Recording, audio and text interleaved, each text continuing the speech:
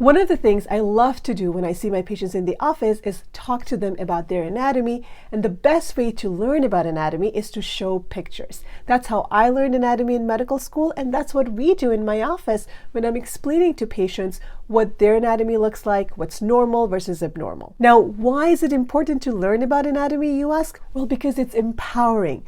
Unless you know about your anatomy and you understand your body, you are not going to be able to advocate for yourself. So knowing your anatomy is absolutely critical to feel empowered, to be able to make the best health decisions for yourself, especially if you're considering any kind of invasive treatment or a surgical treatment.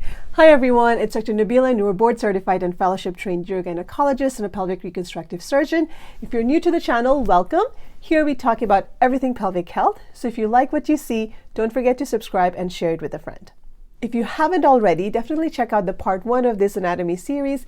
In the first part, I talk about the various different kinds of internal female organs. We talk about the uterus, the ovaries, the cervix, the vagina, the role each one plays in our female reproductive health, and also as it relates to when we perform one of the most common surgeries, which is a hysterectomy. In today's video, I'm going to be discussing the anatomy as it relates to patients who have pelvic organ prolapse. Now, as a urogynecologist, I see patients suffering with pelvic organ prolapse all the time. It can be a really scary diagnosis for many women, especially if you're not familiar with your anatomy, because you're told that your bladder is dropping, or your vagina is falling off, or your rectum is coming out, your small bowel is coming out. And in patients' mind, they have these horrific visions of things just falling out through their vagina. Well, things do drop, but it's a little bit more nuanced. So today we're going to go over the details of a different view of what is normal female pelvic anatomy and what happens when patients have pelvic organ prolapse. Okay, so let's get started. This schematic right here shows the side view of a normal female anatomy. For orientation, the patient's head is up here, legs down here. This is the front, or where the belly button is, and this is the back where the hips are. The first structure you see is the pubic bone right here. Next to the pubic bone, we have the bladder. The bladder is what stores our urine, and then we urinate through the urethra, which is the pipe that connects the bladder to the outside body. Next to the bladder, we have the vagina. Now, the vagina looks like a little cylinder. So as you can see, it has a top wall against the bladder. It has a back wall against the rectum. Rectum is what collects stool, and then we have bowel movement through the anal opening.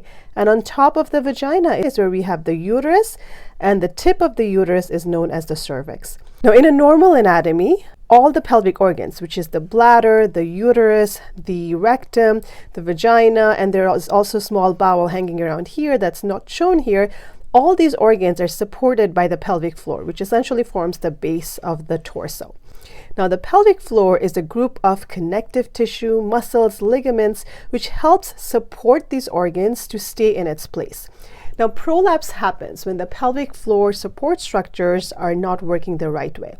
And that could be with age, with menopause, with trauma from childbirth. There's a whole host of reasons, and I have multiple previous videos where I talk about the various different risk factors for prolapse.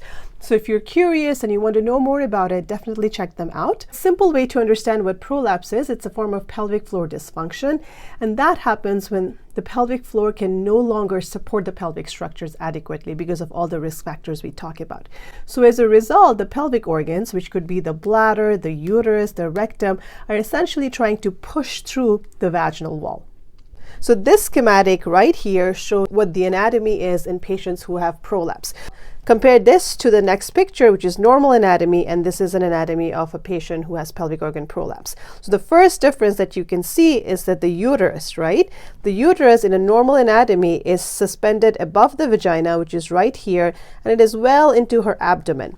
Here in this picture, you see that the uterus has dropped significantly to the point that you can't even see the vagina anymore. And in fact, this patient's uterus and the cervix is actually coming out because this is the outside of her body. So the uterus has dropped significantly all the way down to her vagina, and it's almost trying to protrude out, this right here. So this is known as uterine prolapse. In addition to the uterus prolapsing, you can also see that the bladder is distorted as well. See in this picture of the normal anatomy, the bladder is well suspended, but here the bladder is distorted and it's pushing into the vaginal canal and causing the vaginal wall to protrude out. Now, in addition to the uterus, you can also see in this picture that the bladder and the rectum are getting distorted as well. So remember, in this normal anatomy, we talked about that the vagina is like a cylinder. So the top vaginal wall is against the bladder, and the back vaginal wall right here is against the rectum. So when the bladder and the rectum prolapse, they're essentially trying to push into this vaginal wall and causing these vaginal walls to protrude out. So again, in this picture, as you can see, with the uterus dropping, the bladder is also pushing into that top vaginal wall, which is distorted right here and trying to come out as well. And similarly, the rectum is pushing into that back vaginal wall and causing the back vaginal wall to protrude as well. The bladder pushing a lot of the times is known as a cystocele or an anterior wall prolapse, and the rectum pushing into that back vaginal wall is often known as a rectocele or a posterior vaginal prolapse. Now, in this schematic, this patient has multi-compartment prolapse, meaning she has multiple things that are coming out. She has the uterus that's protruding, the top vaginal wall where the bladder is getting distorted, as well as the posterior vaginal wall where the rectum is getting distorted.